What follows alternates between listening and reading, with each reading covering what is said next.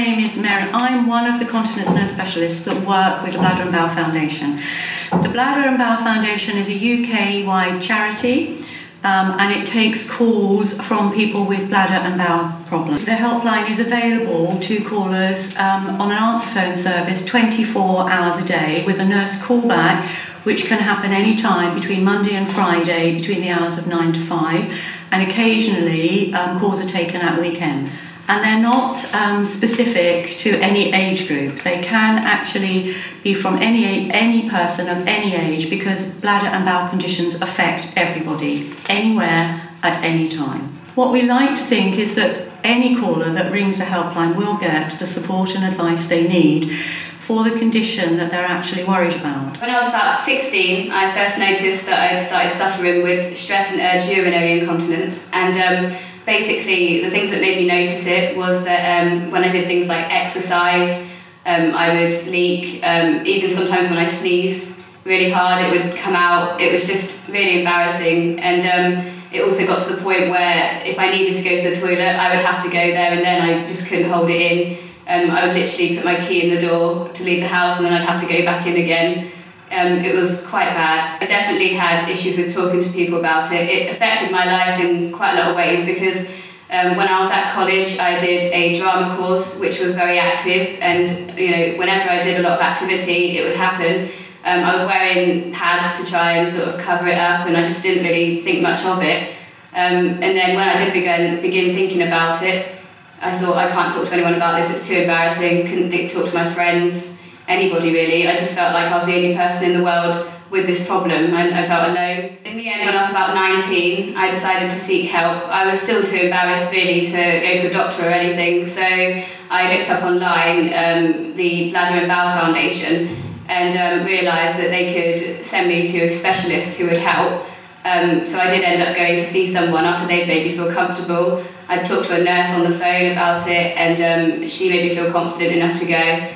And basically, when I went, they offered me surgery, but I decided against that, and they thought my case wasn't quite serious enough to do that in the end. So I just was given exercises to do, and in the end it's definitely helped me a lot and changed my life. From about the age of 4, I can remember having bad irritable bowels. I was worried about leaving my mum.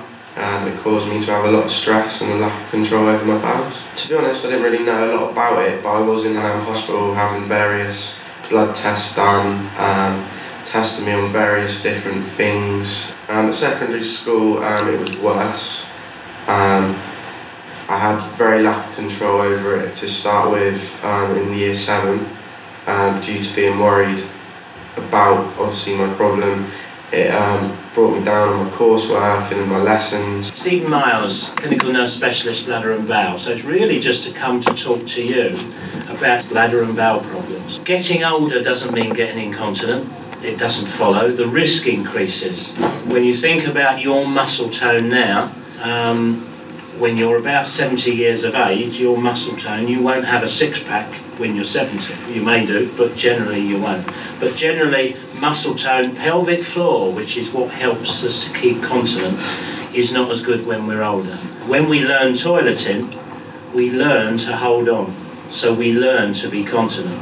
So basically, we all were incontinent when we came into this world. Generally, it's older age that it can be a problem, but any one of you can, at any time, have a bladder problem. The whole thing with incontinence, it's the stigma attached to it. Can you imagine fecal incontinence? Because it's not only the leakage, there's a smell that goes with it. I don't think it takes a lot to really understand how much a problem, that must be to people. Where would you think in the first instance you would feel more comfortable going if you were having a problem? Doctor. Be the doctors first. And hopefully they would be able to signpost you. They would do the simple things first, like checking for an infection and all the rest. If you had a problem, would you be able to share it with your boyfriend or girlfriend or other friend? I used to have really bad water infections, and then I got an E. coli infection. And everyone here knows I had it, my boyfriend knows. It's nothing to be embarrassed about. Anyone heard of the Bladder and Bowel Foundation? No. The good thing, it does what it says. There is, yes. You've seen, there are adverts. Anyone seen? That's it. Toilet in the supermarket and toilet on the beach.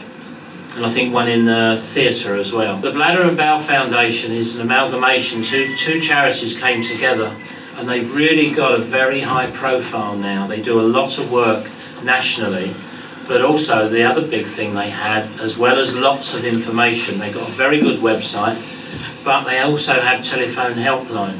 If any of you, imagine any of you had a bladder problem, you weren't sure what was going on, you may come along to one of our clinics. I just really want to stress that anybody with a problem like that should go and seek help, and there are so many ways to go about it. You don't have to go and see someone face to face straight away. It's just something that is more common than you think, and you need to go and talk to people about it because it can be solved. When the doctors and I was doing my blood test, they gave me various leaflets on this issue, where if I'd actually took the time to do the research, I would have found it a lot more easier, because I didn't know there was actually charities out there that actually specialise in bowel problems. So I believe that if you have a problem like I've had, and I kept it to myself, when I spoke to my friends, I found it very easier to be able to come over it, where if you know that you have the problem, if you speak and get help, they know exactly what you're going through, so that you can find it easier to control within yourself. Other ways that you could actually deal with this are using the website. The website is actually very easily accessed. It's got a lot of information and support and resources that if you're just anxious, or you don't know whether the issue is actually just around something that's really relating to yourself, or that you might think other people are all suffering and therefore you're not finding out whether the symptoms that you're actually experiencing are actually abnormal. It could be that they're perfectly normal. There are things on the website which talk about accessing toilets, for instance. There is a Just Can't Wait card for people that might need to access a toilet in a hurry. It's becoming much more widely used and well known across society, and it might just make the difference to you worrying about getting to a toilet on time. I found it very hard to speak to someone at school. It took me a year for me to speak to my headmaster about it, who then gave me a card that allowed me to leave lessons, but he also spoke to my teachers beforehand, so my teachers knew exactly what was happening and didn't have to question me if I just had to get up and leave the room. Most importantly, it's actively thinking that nobody needs to suffer long term about bladder or bowel control. There may well be a lot of help out there that you're not actually seeking or finding out about. And it's very common to actually ignore this, particularly in a younger age group. These things, if they are related to a medical condition, aren't necessarily going to go away. And the sooner that you actually act on getting the right advice and the right support from the right area of expertise, the better off you will be in actively managing this into later and latter life.